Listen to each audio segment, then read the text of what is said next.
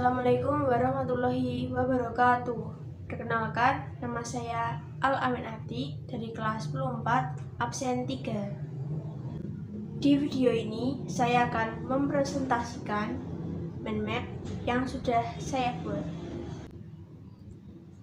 Mind map yang pertama tentang bab 1. Di dalam bab 1 ini akan mempelajari tentang besaran, pengukuran, dan juga ruang lingkup fisika. Besaran. Apa itu besaran? Besaran adalah sesuatu yang dapat diukur dan nilainya dinyatakan dalam angka-angka serta memiliki satuan tertentu.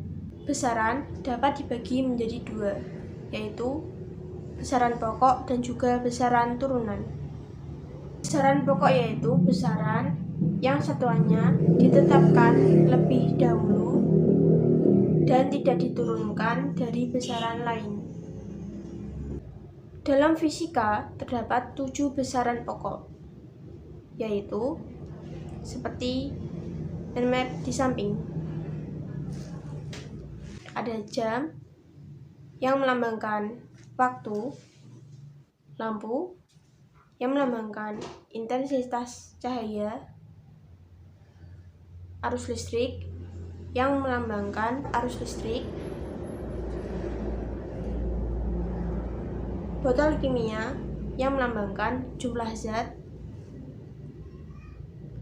termometer yang melambangkan suhu, neraca yang melambangkan massa, serta penggaris yang melambangkan panjang. Itulah dia 7 besaran pokok dalam fisika. Selain itu, terdapat juga besaran turunan. Besaran turunan adalah besaran yang dapat diturunkan dari besaran pokok. Nah, yang termasuk besaran turunan adalah volume, percepatan, gaya, daya, kecepatan, luas, serta massa jenis. Selanjutnya adalah pengukuran. Di dalam pengukuran terdapat 3 jenis atau pengukuran dibagi menjadi 3, yaitu dimensi, satuan, serta angka penting. Dimensi adalah cara penulisan suatu besaran menggunakan lambang atau simbol. Hal ini berarti dimensi suatu besaran menunjukkan cara besaran itu tersusun dari besaran-besaran pokok. Cara penulisan dimensi dari suatu besaran dinyatakan dengan lambang huruf tertentu dan diberi tanda kurung persegi. Dimensi dibagi menjadi 2. Ada dimensi besaran pokok dan juga dimensi besaran turunan. Kegunaan dimensi. Dimensi mempunyai 2 kegunaan, yaitu menentukan satuan dari suatu besaran turunan dengan cara analisis dimensional dan menunjukkan kesetaraan beberapa besaran yang sepintas tampak berbeda. Pertama, ada analisis dimensional, yaitu suatu cara untuk menentukan satuan dari suatu besaran turunan dengan cara memperhatikan dimensi besaran tersebut. Yang kedua, ada kesetaraan beberapa besaran.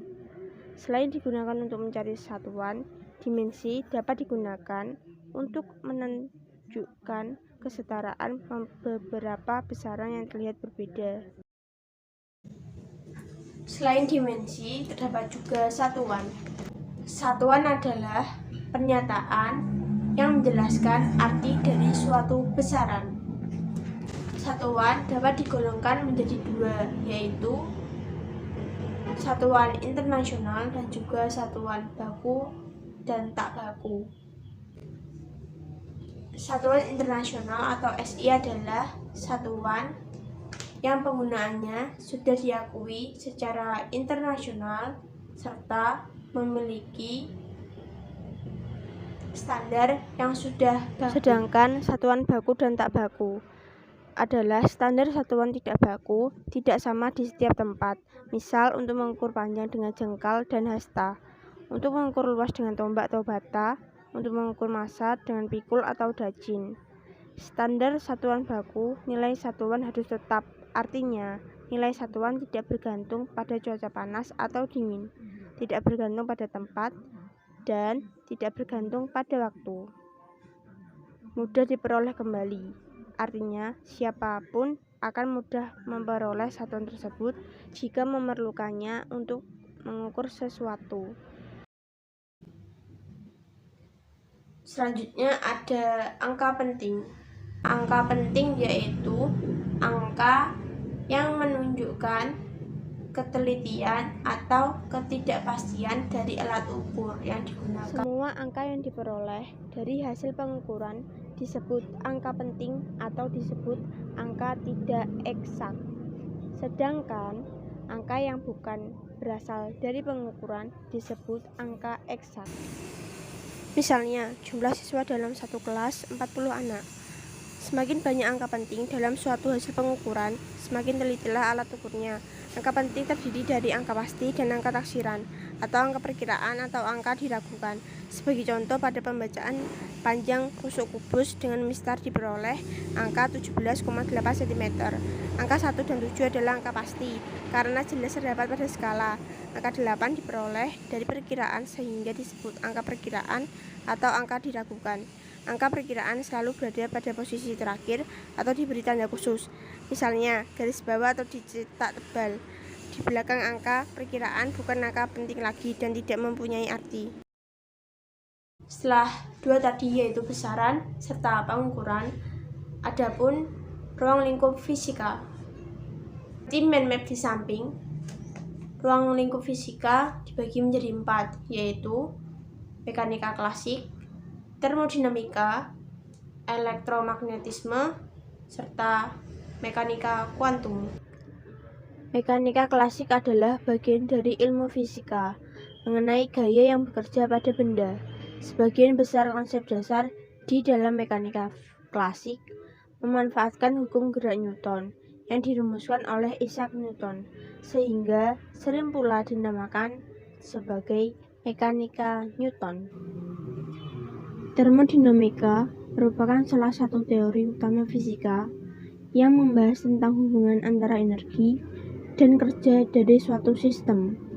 Selain itu, termodinamika juga bisa digambarkan sebagai ilmu yang mempelajari besaran fisik tertentu yang menggambarkan sikap zat di bawah pengaruh kalor.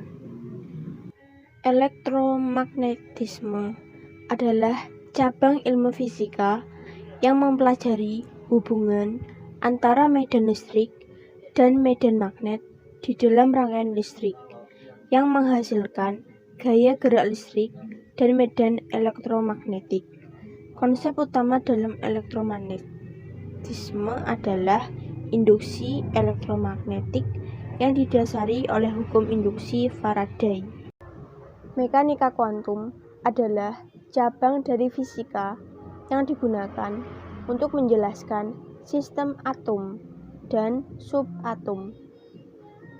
Konsep mekanika kuantum digunakan untuk menggantikan mekanika klasik. Mekanika kuantum berada dalam superposisi kuantum, sehingga tidak bersesuaian dengan fisika klasik. Baiklah, itu dia sedikit penjelasan isi dari mind map yang sudah saya buat. Terima kasih. Wassalamualaikum warahmatullahi wabarakatuh.